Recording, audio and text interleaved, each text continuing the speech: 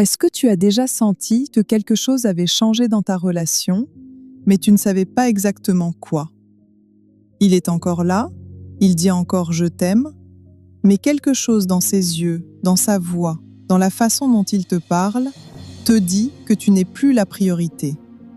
Ce que tu ressens n'est pas de la jalousie, c'est de la lucidité.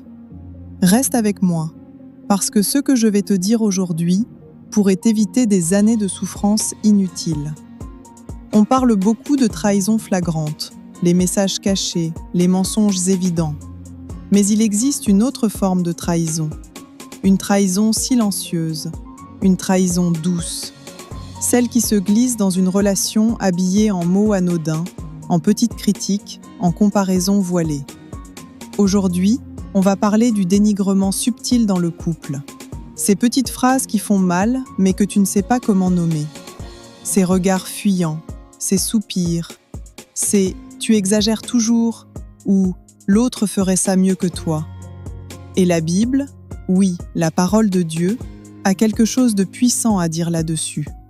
Parce que Dieu n'a jamais conçu l'amour pour qu'il te rapetisse.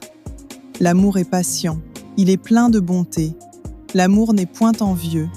L'amour ne se vante point, il ne s'enfle point d'orgueil, il ne fait rien de malhonnête, il ne cherche point son intérêt, il ne s'irrite point, il ne soupçonne point le mal. 1 Corinthiens 13, 4 à 5. Si ce que tu vis ne ressemble pas à ça, il faut qu'on parle. Voici ce que ça ressemble dans la réalité. Écoute bien.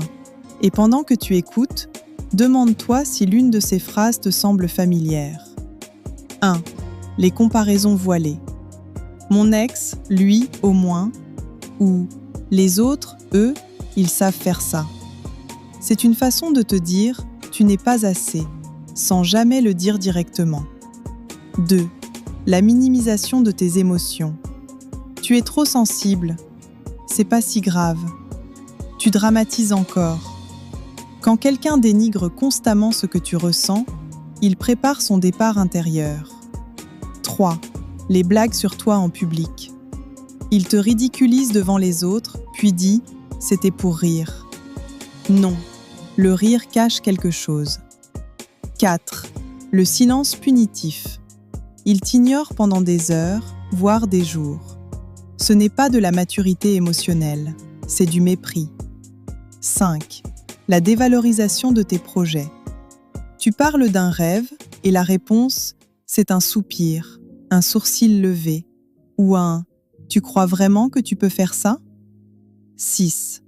L'indisponibilité émotionnelle croissante. Il est là physiquement, mais absent mentalement. Son cœur est ailleurs. Et le 7e signe, celui que personne ne veut voir. Quand quelqu'un commence à te dénigrer, c'est souvent parce qu'il se compare, et se compare à quelqu'un d'autre. Vérité biblique. Ce que Dieu dit sur ta valeur, 6h à 9h. Pause. Regarde la caméra avec conviction. Voix ferme. Je veux m'arrêter ici et te dire quelque chose d'important. Quelque chose que personne ne t'a peut-être jamais dit avec cette force-là.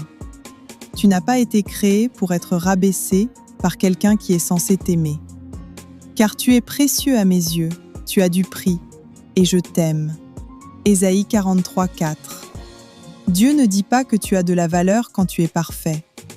Il dit que tu as du prix, maintenant, tel que tu es, dans ta vulnérabilité, dans tes imperfections.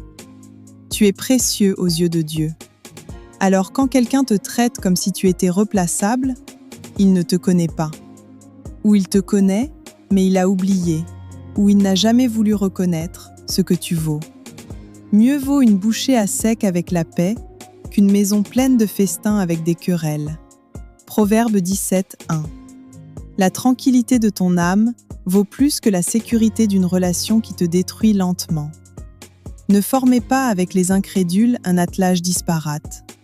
Car quel rapport y a-t-il entre la justice et l'iniquité? Ou qu'est-ce que la lumière a de commun avec les ténèbres? 2 Corinthiens 6, 14. Ce verset va plus loin que la religion. Il parle d'alignement. Une personne qui te dénigre n'est pas alignée avec ton destin. Et continuer à avancer avec elle, c'est avancer à moitié. Je vais maintenant te dire quelque chose que tu ne veux peut-être pas entendre. Mais je te le dis parce que je respecte trop ton avenir pour te mentir. Quand quelqu'un commence soudainement à te dénigrer, à changer de comportement, à être moins attentionné, à chercher des défauts là où avant il ou elle voyait des qualités, dans la majorité des cas, cette personne a commencé à se comparer. Comparer la relation avec toi à quelque chose d'autre ou à quelqu'un d'autre. Ce n'est pas toujours une infidélité physique. Parfois, c'est une intimité émotionnelle qui s'est construite ailleurs. Un collègue, une amie, quelqu'un qui lui parle différemment. Et inconsciemment, il commence à te diminuer pour justifier ce qu'il ou elle ressent. Le dénigrement subtil est souvent une façon inconsciente de préparer la sortie ou de se dédouaner d'une trahison en cours. Et toi, tu continues à t'interroger, à te demander si tu n'es pas trop sensible, à te modifier pour lui plaire, à travailler plus dur pour une personne qui, elle, a déjà mis un pied ailleurs. Gardez votre cœur plus que toute autre chose, car de lui viennent les sources de la vie. Proverbe 4,23. Garde ton cœur, pas pour être froid ou fermé, mais pour ne pas le laisser être piétiné par quelqu'un qui ne l'apprécie plus. Alors qu'est-ce qu'on fait avec tout ça ? Je ne suis pas là pour te dire de partir ou de rester, ce n'est pas ma place. Mais voici ce que je te dis avec tout mon cœur. Première chose, nomme ce que tu vis. Arrête de minimiser. Si quelque chose te fait mal dans ta relation, ça mérite d'être dit, d'être exploré, d'être pris au sérieux. Pas ignoré. Deuxième chose, parle-lui. Pas pour l'accuser, mais pour lui dire « Je ressens quelque chose, j'ai besoin qu'on se parle vraiment ». La réaction qu'il ou elle aura à cette conversation te dira tout. Troisième chose, reconnecte-toi à ta valeur. Prie, lis la parole. Entoure-toi de personnes qui te voient vraiment. Parce que quand quelqu'un te dénigre assez longtemps, tu commences à le croire.